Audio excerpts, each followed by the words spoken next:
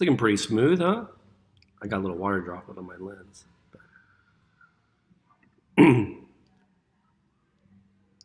It's interesting how you're saying how you have sinky legs, and you'll see here those ankles aren't far, those heels aren't far below the surface at all. I expect you to be a lot more sinkier just because you said so. Well, I think I used to push down, to Right. hold up so I could breathe. Yeah. And that you kind of recognize your faults. You try to Right. do something about it as you. And from this thing, we talk about spearing in the water, like we talked about with Judy, and you definitely are coming in the water, fingertips first, and driving forward. And the same thing on the left. From my head, position, I think it got a little bit blurry there because of that drop on my lens, but it looks as if you are lifting a bit, but not too bad. I don't think it's a big issue. It looked like you actually settled into it. I try to get when I go over, I try to keep my ear in the water. Perfect. Because I know that I know the feeling, so I try to. Nice. I think early in this length, you were having a pretty high head, but I think you got yourself settled in, and you were fine. So from this angle, I really don't see anything significant to be working on. Go overhead.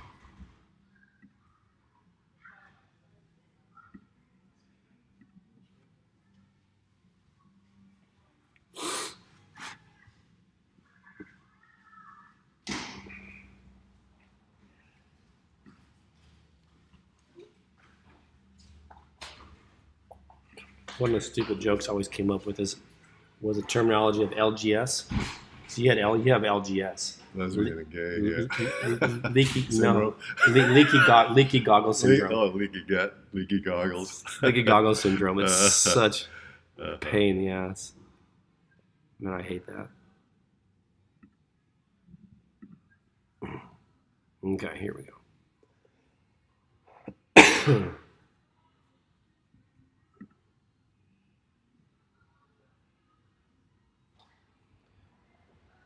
So I think really the main thing we're going to start off with is crossover. Uh-huh. So you'll see where this, for example, this arm is heading, your left arm. Right. And we talked about you're heading like this as opposed to wanting to be nice and straight out in front of our shoulder, like John Van Hazel does. So easily crosses the center line. And that in itself, you notice with Judy, her splaying on the legs was caused by over-rotation. You'll see you're already starting to splay, and you're still pretty flat. It's because of the crossover. No, go ahead and stay there. No, I can see it just fine this way. Yeah. Well, it's your turn here. No, Jim, you're here. Yeah. Yeah. All right. All right. So we have the crossover for sure. Then on top of that, we also have stacked shoulders. Okay. All right. So shoulder, other shoulders, somewhere under there. So therefore, even before you over-rotate, you have the splaying of the legs. All right. All right. Which gives us the drag. So combination of crossover and over-rotation. Now, one of the things you might, I think a lot of people over-rotate because they want to breathe. Yeah. Right? Yeah. Well, you can see here you're nearly looking to the sky. Yeah. It's kind of like exactly. maybe I sound like what was that? What's that line in Toy Story? Reach for the sky. Yeah. Look to the sky. So you're looking to the sky, and your mouth has a lot. I mean, you're way over-rotated. You have plenty of room for. Remember, because you have a nice bow wave out in front, you're going to have a nice trough. Your bow wave's out here, well formed, and then you're going to have that trough there. In fact, I'm going to go ahead and bounce back to earlier, and notice your bow wave.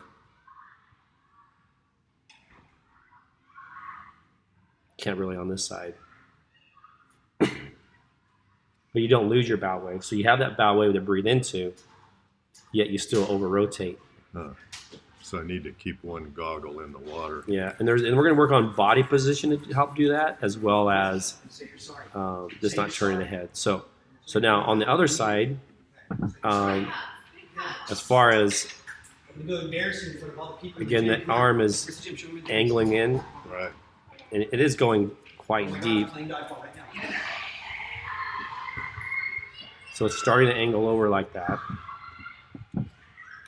Then on this side, the splaying is still occurring because of the crossover. You see the crossover here, you can see it in front on this side of the head. Again, if you're drawing a line through here, your hand's on this side, and although you're not over-rotated, it will cause splaying of the legs. Oh. Hey, Chase! But you see that left one where it goes. Excuse me. It really shoots across and causes that splay on your breathing side. So we're really going to work on posture and alignment with you, Jim, to get you lined out to help get rid of the splaying of the legs. You used to do more of a trudgeon kick. Well, that's what I he learned. sort of defaults to that. Used to do Trudging kick? That's what it was a called. double Like trudging. a bum or what? Just It's like it's a side. Oh, like the a side scissor kick. I used to do, yeah. yeah, well, The there's side stroke kick. yeah, exactly. I know what that is. Yeah, back in the old days. Yeah. Yeah. Yeah, so main thing here is that crossover that we're going to address. Okay.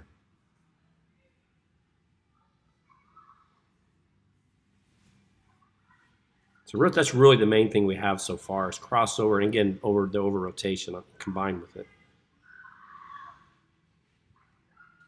Now, from a leg perspective, you know how much she was bending her knees? Mm-hmm. So you don't do that near at all. So your kick's quite nice. It's driven from the glutes. You have good flexion on your feet. So there's a lot of good things happening there. It's just that the thing like here you can't really see it, or maybe you can. But the legs are separate. Yeah, right now they're real well separated. Right. So just by not crossing over and not over rotating is going to help keep those legs in close.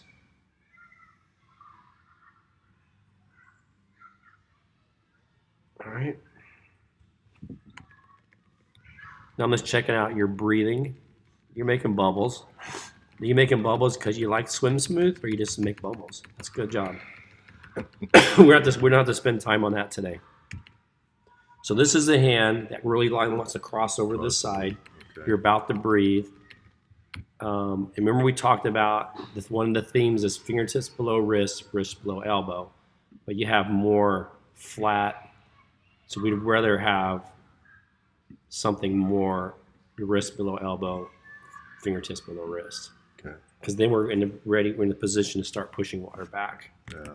This is sort of holding myself up so I can breathe. Yeah, I understand. Yeah. I know it. Yeah. Doing something about it is a different Right. matter. And so again, because the hand's high, its initial motion is primarily pushing water down, and then you start pushing water back. Now your balance in the water isn't that bad. But one of the things that will contribute to it is as you're pushing the water down, just like I mentioned with Judy, as you're pushing the water down, it will raise your chest up, and it causes an effect on your legs. Right. So we want to get extended, but learn how to get the same with Judy. Start pushing that water back sooner. And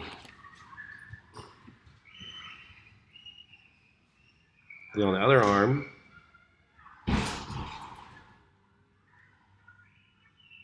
now I remember with Judy, I was talking about her head position when she's not breathing. Now you appear to be you're in a position where you can see your hands. I'm not sure if you consciously do it. Well, I do it once in a while. I'll see them out there. So this is in a head position where you're looking just slightly forward, So in your peripheral vision, you'll be able to see All right. this going on.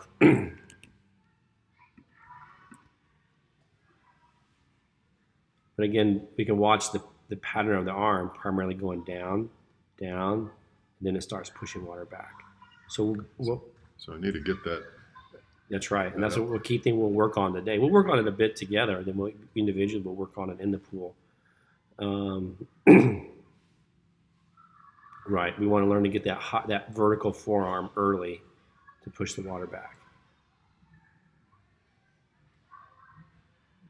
Yeah, so that's really the main thing. It's pretty straightforward. We want to get into that catch early, so we're not pushing water down and sinking our legs and getting better propulsion. Getting a good catch, not pushing down. The main thing is getting set up for that propulsion. Mm-hmm. If you have your wrist bent more, earlier on, and you have it going down, Yeah. then you'll be pushing water back, and that's what you're saying. That'll be a That's part the of it. Propulsion. That'll be a part of it. So And it's a combination like here, you're just pressing the water down, Down. and that doesn't get you in a forward. That's right. Uh, It's going to be a combination, exactly, Judy, of that, but also getting this forearm more vertical. Instead of here, more here. right. And then while this, remember how with Rebecca, this part of her arm, as she started to move her, Yeah. get the catch, it wasn't even moving. Right. Right. So I'm going to teach you guys how to do that today. Wow.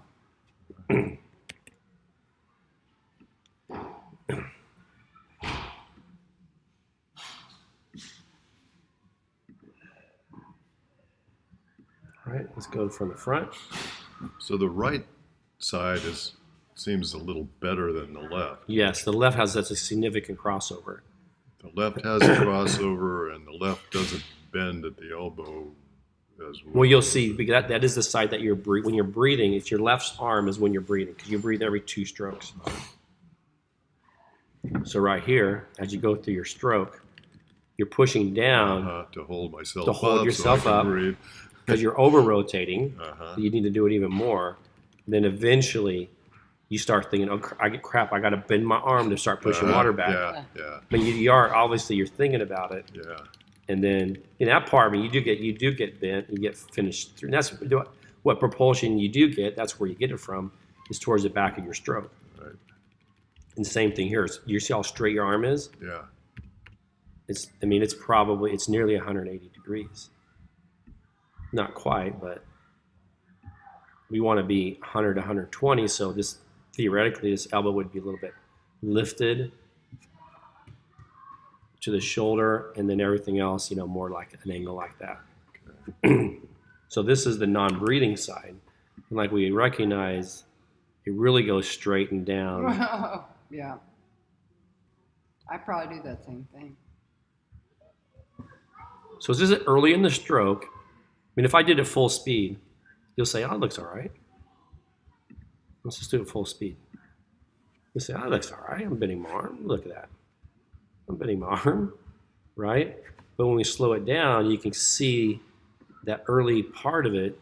It's, Is the Yeah. person, yeah. And that's where what we'll work on today is what happens. What do we do when we get out there? How do we get that catch? I know that there's an asymmetry between the right and the left, and I knew that somehow Because you always breathe one side. yeah, and I can try to Don't do, you do bilateral breathing ever? only when I wear those He will a little bit. floaty pants. He will a bit today, Yeah. just for the drills and stuff. Yeah. I do sometimes. I've got a. If anything, because I'm that type, I can bilaterally breathe not for very far, and I'm to one side, but I can go either side. Oh, So that would be my challenge to you is, let's say you're doing masters and you're breathing this length, you're breathing towards the wall. When you turn around, go that way, keep breathing towards the wall, which would mean you'll be breathing to your left. So whichever way you're going, look at the same horizon or side of the wall, so you switch sides every time. That helps too. Balance your stroke out. Mm. He's not buying it. He's like, "Nah, I'm fine." All right. So what we're going to do now is we're going to get out to the pool.